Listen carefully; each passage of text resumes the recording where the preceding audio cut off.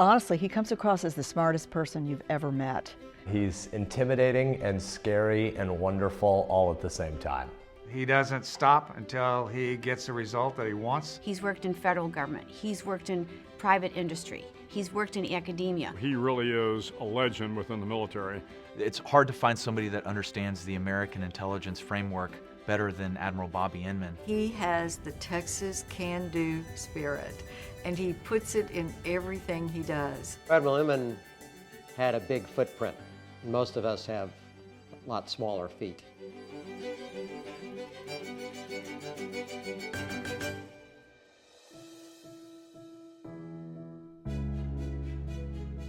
Bobby Inman was born in 1931 in the small Texas town of Ronesboro.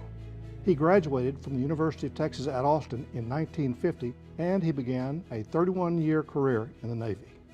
For 19 years, he was an analyst for naval intelligence, serving on an aircraft carrier, 2 cruisers, and a destroyer.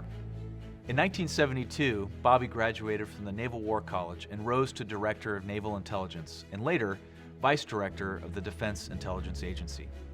He was always strategic about people. That's an important strength of Admiral Inman.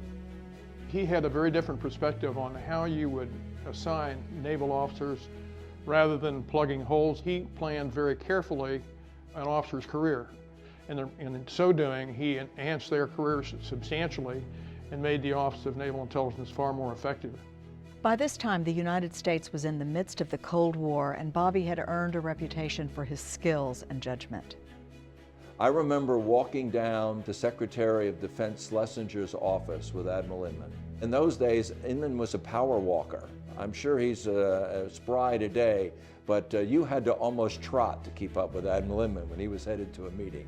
And he's telling me exactly at what points I'm going to make in this presentation and how it's going to come out and what I'm going to say and when he's going to inject. And not to be disrespectful, I sort of made a comment that Admiral Inman knew enough about this subject, in fact more than me, he could be giving the brief. He turned to me with that little Inman smile on his face and says, "Rich, it's very difficult to listen when you're talking. And I'll be listening with my eyes as much as I'm listening with my ears. And that's how we'll get through this meeting with Secretary Schlesinger." In 1977, he was named Director of the National Security Agency, a position he held for 4 years under President Carter. It was absolutely not a surprise for him to be appointed to that position because he was simply by far the best qualified at the time. Admiral Inman had earned the admiration of many in Washington, and he had widespread bipartisan support. I think actually everyone was a little intimidated by Admiral Inman just because of his tremendous intellect. And if you went in to see him, you best be prepared for the subject matter. In 1981, President Reagan nominated him to be the Deputy Director of Central Intelligence. So Admiral Inman's responsibility, both at NSA and at CIA, were developing the intelligence networks to be able to identify what the Soviet Union was doing. And this information was absolutely critical to the President of the United States and the National Security Team in making decisions that affected the security of our nation. Really, during the Cold War, it was a lot about brute force. But what Admiral Inman saw very early on was the role of cutting-edge technology in supporting the warfighter. I don't think anybody understood it better than Bobby Inman did. And he had a remarkable ability to translate a very complex technical business, and he could explain that to others who didn't have that deep insight that he did. If you were able to see how the Department of Defense is currently organized and structured to try to adopt this new concept of marrying strategy with advanced technology and political will, you would find that the structure that they're using is the one that Admiral Inman invented in 1974. By the time the Admiral retired from the Navy, he had served in some of the most sensitive and demanding national security posts in government.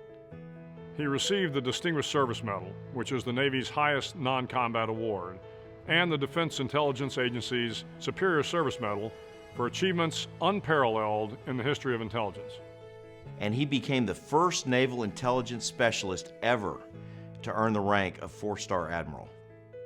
Bob and his wife Nancy came back to Austin, where he has served on a variety of corporate boards, including chairman and CEO of the Microelectronics and Computer Technology Corporation, known as MCC. He also served on the boards of Dell, AT&T, Fluor, and the Federal Reserve Bank of Dallas. It's hard to overstate the importance of Admiral Inman to Austin, Texas, because his arrival in Austin, the arrival of MCC in Austin, is what really marks the birth of the tech industry in Austin. Most of our city leaders would look back and say, but for Bob and Nancy Inman moving to Austin, this community is where it is today. His dedication in recruiting companies here, his dedication in recruiting top minds and faculty members here. He puts his time where his money is. He doesn't just write somebody a check. I don't know how many boards he must be on, but when he is on a board, he's not just phoning it in. I asked Bobby to join my board of directors in a company that I was looking to purchase. And I said, you would bring credibility to our company like you have to everything you've worked with. And he said, well, in that case, I'm going to come aboard and I'm going to help you. But I want to tell you, if I don't see things the way that I think that they should be, I'm going to certainly voice my opinions about it, even though they may be contrary to yours. And my response was, well, has it ever been any different? What's really amazing is the number of people he must meet and talk with every day, that he's listening and filing it away for 6 months, a year, 10 years down the road, and you'll just get a phone call and say, hey, I remember we had this conversation and you said this and this came up and I think you'd be perfect for it. I want you to call this CEO, he's expecting your phone call in 10 minutes. He's also continued in public service as an outside advisor to 3 presidents, the State Department, the intelligence community, and Congress. Coming home also meant coming home to the University of Texas, playing a key role as a tenured professor, holding the LBJ Centennial Chair in National Policy. Well, Bobby Inman could have stayed in Washington. He would have been very sought after. But what I love about him is that he chose to come back to Austin, to set up at the University of Texas, to be a professor at the University of Texas and share that expertise that he had. He brought so many real-world anecdotes to the classroom. When you come to Admiral Inman's, you were just engrossed in the conversation and what he had to say.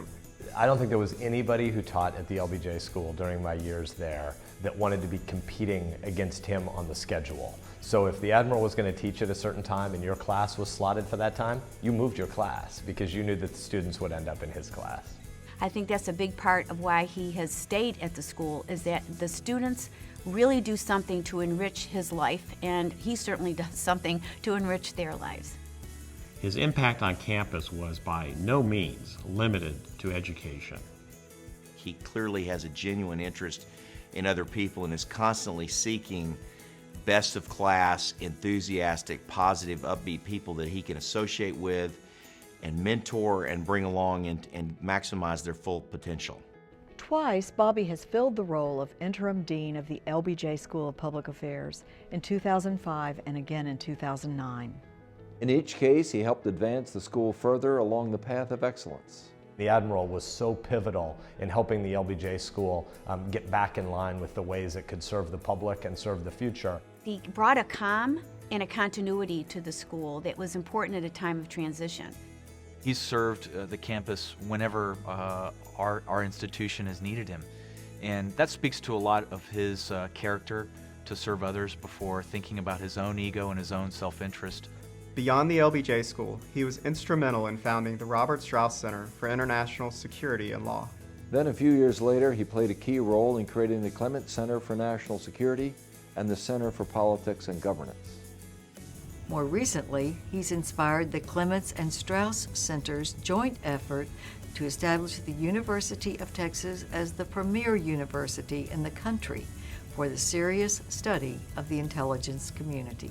It's one thing to create a Strauss Center or a Clements Center at the University of Texas. It's another thing to have the national credibility in this space. Admiral Inman branded credibility that has benefited the University of Texas and those two centers in every imaginable way. I'm sorry that I can't be with him tonight when he is receiving this very important recognition, but I am hosting my 38th annual Texas Longhorn Bull Sale, and in his absence of not being there, I have named my Grand Champion Bull in that sale as the Bobby the Intimidator. Admiral Inman, on behalf of all the people that you've mentored in your life, On behalf of the University of Texas, On behalf of the whole LBJ community, thank you for all that you've done. Thank you for being part of Austin. For the way you've served your country and the way you've served the community. I want you to know, Admiral, that you've had a tremendous impact not only on my life, but the lives of many others. I would just like to salute you in the best way I know how, which is to say, hook 'em. Admiral Inman's a patriot. I think if you cut any part of his body, you'd find red, white, and blue. And the man was a true patriot, and he found himself in a position in which he could pick and choose to do a lot of great things, and he did them. It's not necessarily about what he did, it's about who he is as a human being. When you live a life of honor and integrity and character, that's great leadership.